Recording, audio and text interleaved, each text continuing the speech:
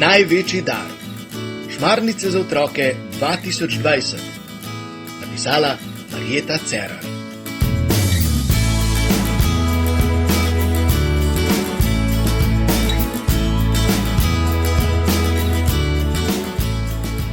Štirinajsti dan šmarnic. Nov kokošnjak. Polonina sestrica Lučka je v šoli dobila novo sošolko. Ime je Rahela in prihaja iz Sirije. Je begunka, saj je morala skupaj z družino zapustiti dom in zbežati na varno. Prišli so k nam v Slovenijo. V šoli so deklico lepo sprejeli, nekateri pa so se iz nje norčevali.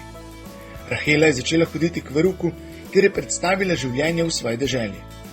V Sloveniji so bili 9 mesecev, potem so se morali vrniti. Lučki je bilo zelo hudo, ker sta z Rahelo postali dobri prijateljici.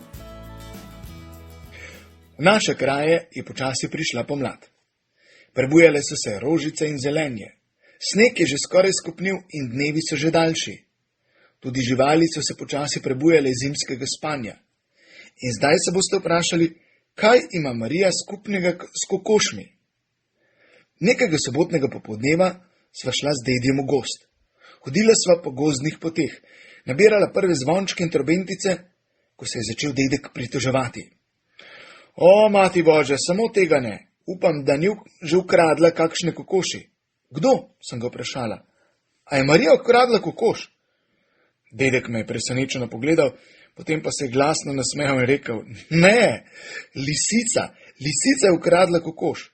Marija je verjetno tudi imela kokoši, ampak danes jih ima samo lisica.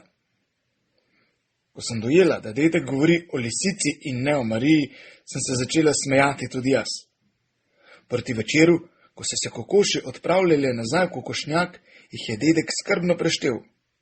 Ugotovil je, da jih je lisica že nekaj odnesla. Sklenil je, da takoj v ponedeljek začne graditi nov kokošnjak. K ideji je pritegnil še očka, Maksa in Jaka. Očka je na računalnik narisal načrt. V ponedeljek popoldne se je vse skupaj začelo. Najprej so nažagali les, kupili železne stebre za ograjo, k tej tiriji šli po mrežo, ki je že nekaj časa imela v garaži, in začeli z delom po načrtu. Dedek je iz lesa naredil novo hiško in v njej 10 novih gnezd. Maks in očka sta postavljala ograjo. V 3 dneh je bil nov kokošnjak narejen. Ko smo ga končali, smo imeli slovesno odprtje. Pokazali smo ga kokošim in bile so videti zadovoljne. Točno takrat je mimo prikolesaril župnik. Vprašal nas je, kaj delamo. Pa smo mu povedali, da imamo odprtje novega kokošnjaka. Vprašal je, ali ste ga tudi blagoslovili? Ne, je začudeno pogledal očka. Ja, tudi to je potrebno. Pravijo, da potem lisica ne pride zraven. No, ga blagoslovimo ali ne, je vprašal župnik. Babi je hitro stekla v hišo po blagoslovljeno vodo, vejico smo trgali kar z bližnje smreke in obred se je začel. Župnik je kokošnjak poškorpil z blagoslovljeno vodo in rekel, blagoslavljam ta kokošnjak, naj ga blagoslov varuje lisice in vseh drugih nadlog, v imenu Očeta in Sina in Svetega Duha. Amen. Vsi smo slovesno pritrdili. Amen. Potem je dedek pod streho kokošnjaka nalepil še Marijino podobico in rekel, poglej, Polona, zdaj pa ima Marija spet kokoši. In vsi smo se glasno smejali. Nato smo še župniku razložili, zakaj se smejimo, in skupaj smo odšli k mizi, na kateri nas je čakal sveže pečen jabolčni zavitek.